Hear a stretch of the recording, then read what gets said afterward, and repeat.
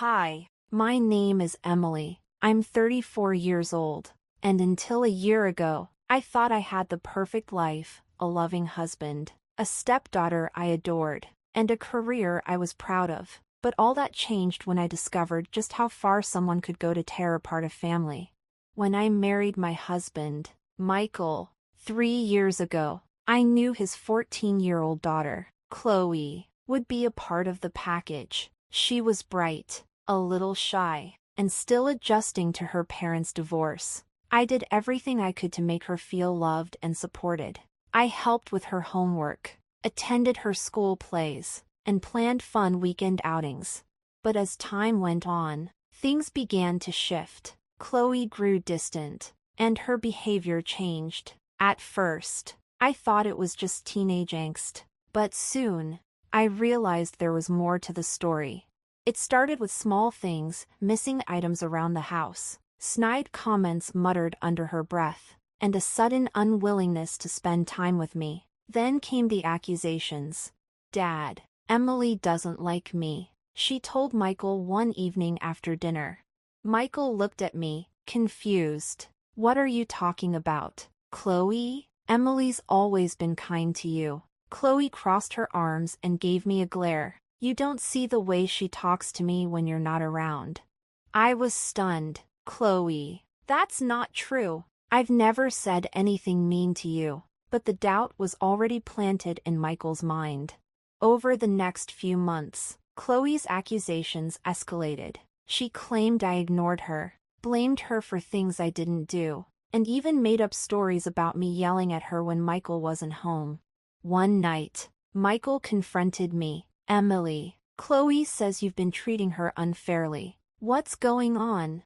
I felt like I was losing my grip on reality. "Michael, none of that is true. I don't know why she's saying these things." He sighed, running a hand through his hair. "I don't know what to believe anymore." The tension in our home was unbearable. Michael was caught between his daughter and me, and no matter how much I tried to prove my innocence, Chloe always found a way to make me look like the villain. The final straw came on Chloe's 15th birthday. I had spent weeks planning a special day for her, a surprise party with all her friends, her favorite cake, and decorations in her favorite colors. But when she walked in, instead of being happy, she burst into tears. "Why did you do this without asking me?" she sobbed. "You ruined everything." Michael rushed to her side, glaring at me. "Emily, why would you plan something she didn't want?" I was heartbroken. I thought she'd like it. I was trying to make her happy." Chloe stormed out, leaving me standing there in front of the confused guests. It was clear that no matter what I did, I could never win. After Chloe's meltdown at her birthday party, everything spiraled out of control. Michael's trust in me eroded even further, and I began to feel like a stranger in my own home. Chloe's behavior grew bolder. She started twisting my words, fabricating events that never happened, and constantly playing the victim. One day, Michael confronted me with something that left me speechless. "Chloe told me you said she wasn't welcome in this house anymore. Is that true?" I felt my stomach drop. "What? Michael, I would never say that." "She said you told her yesterday, after I left for work," he pressed, his tone sharp. "Michael, I've spent the last 2 days preparing her favorite meal and cleaning up for her study group. Why would I do that if I didn't want her here?" But no matter how much I tried to explain, Chloe's tears and trembling voice always seemed to win him over.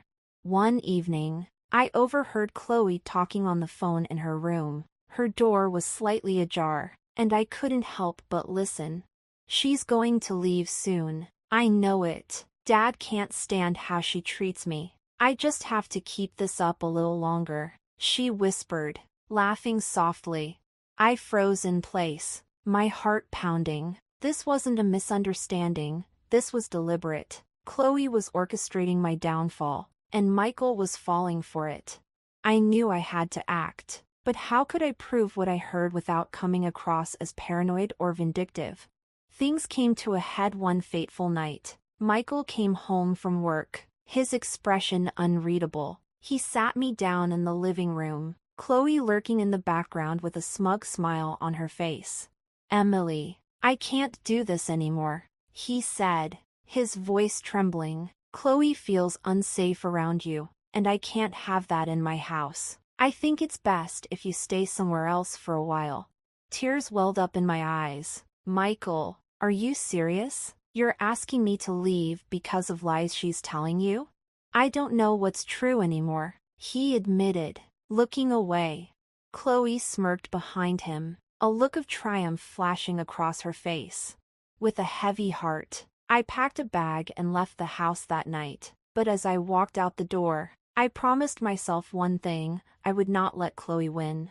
Staying at a friend's place gave me time to think. I went over every interaction, every argument, and every detail that might prove my innocence. Chloe's behavior wasn't just a rebellious teenager acting out, it was manipulative and calculated. I decided to take a bold step. If Chloe wanted to destroy me, I would fight back, but not in anger. I would do it with the truth. First, I reached out to a family therapist, explaining the situation and asking for advice. Then, I began documenting everything: texts, notes, overheard conversations, even comments Chloe made in front of others. The first step to regaining control was building an undeniable case, and I was ready to see it through. With my plan in place, I started gathering evidence to expose Chloe's lies. The family therapist I consulted emphasized the importance of a calm, methodical approach. Chloe's manipulative tactics relied on creating chaos, and I needed to counter that with clarity and proof.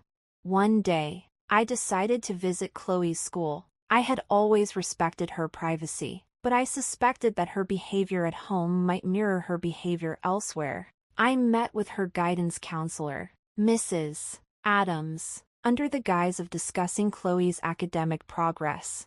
Mrs. Adams greeted me warmly but looked hesitant. "Actually, I've been meaning to speak with someone about Chloe. She's incredibly bright, but I've noticed some concerning patterns. She often blames others when things don't go her way and can be, let's say, manipulative in social settings." Hearing this validated everything I had been experiencing. "Has she ever mentioned any issues at home?" I asked cautiously. "She's brought up some conflicts," Mrs. Adams said delicately.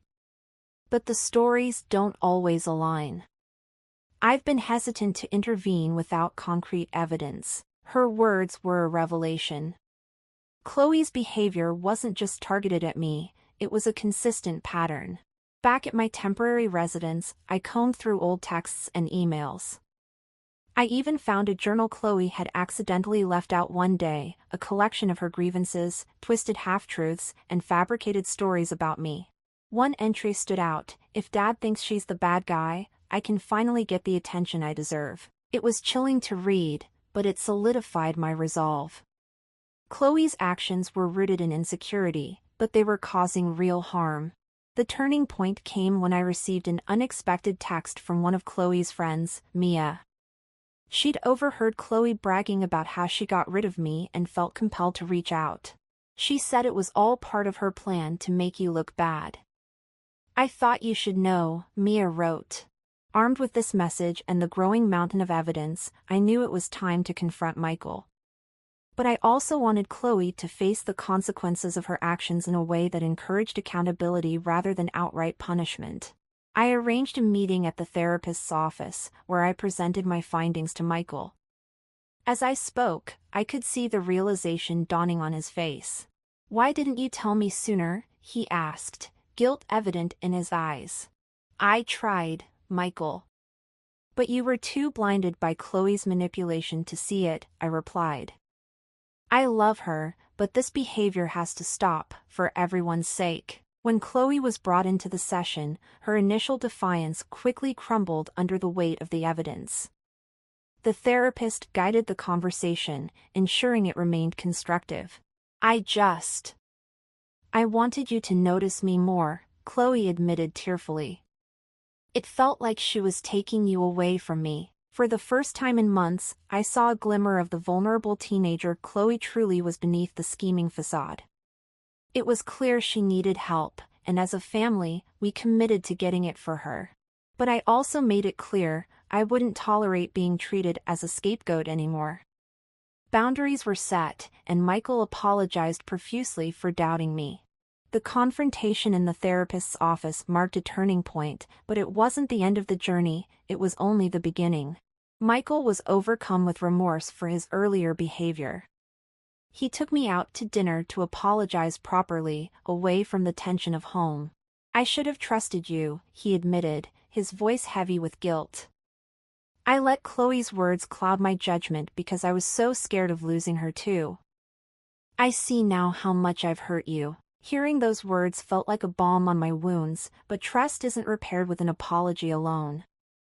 I told him, "I'm willing to try, but we both need to work on rebuilding what we've lost." He agreed, and for the first time in months, I felt like we were truly on the same team. With therapy, Chloe began to open up about her feelings of abandonment after her mother left. Her manipulative behavior was a misguided cry for attention and control. While her progress was slow, there were signs of change. She began apologizing more sincerely and even took steps to mend our relationship. One evening, she handed me a card that read, "I'm sorry for what I did. I hope we can start over." It wasn't perfect, but it was a start. I also had to establish firm boundaries. Chloe needed to understand that manipulation wouldn't be tolerated. Michael and I agreed to a united front, no more taking sides. We created family rules, one of which included weekly family dinners where everyone shared their highs and lows of the week. It was awkward at first, but gradually, we found moments of connection. A few months later, Michael surprised me with a weekend getaway. "You deserve a break," he said with a smile. It was a gesture that reminded me of the man I fell in love with. Meanwhile, Chloe continued therapy and slowly began to rebuild her relationships, not just with me but also with her peers.